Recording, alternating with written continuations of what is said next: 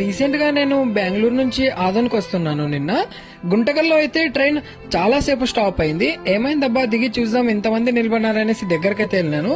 పాపం వీళ్ళు బెంగళూరు నుంచి మంత్రాలయానికి దర్శనానికి అయితే వెళ్తున్నారు.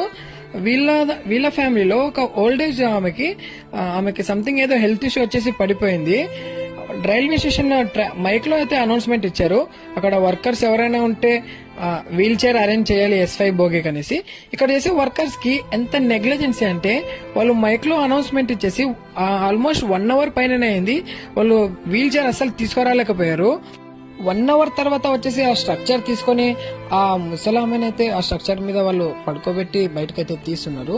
వీళ్ళు ఎంత ఘోరంగా మాట్లాడుతున్నారంటే రైల్వే డిపార్ట్మెంట్ వాళ్ళు, ఫస్ట్ ఆ బాడీని మీరు బయట వేయండి, మేము ట్రైన్ మూవ్ చేయాలా, మాకు టైం అవుతుంది, అది ఇది అనేసి మాట్లాడుతున్నారు. పాపం వాళ్ళ మనిషికి ప్రాణం ఏదో ప్రాణాపాయ స్థితిలో ఉందనేసి వాళ్ళ బాధ వాళ్ళదంటే వీళ్ళు వాళ్ళని నోటికి వచ్చినట్లు మాట్లాడుతున్నారు. పాపం నాకైతే చాలా కోపంగా అనిపించింది.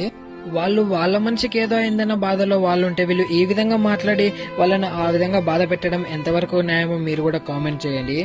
ఆమెనైతే కింద పెట్టినప్పుడు వీళ్ళు డిపార్ట్మెంట్ వాళ్ళు ఎవరు దగ్గరకు కూడా పోవడం లేదు. పాపం వాళ్ళ ఫ్యామిలీ వాళ్ళే పట్టుకున్నప్పుడు అందరు అరిస్తే లాస్ట్ కి ఈ వర్కర్స్ ఇద్దరు పోయి అప్పుడు పట్టుకున్నారు. వాళ్ళని చూస్తుంటే నాకైతే చాలా బాధగా అనిపించింది.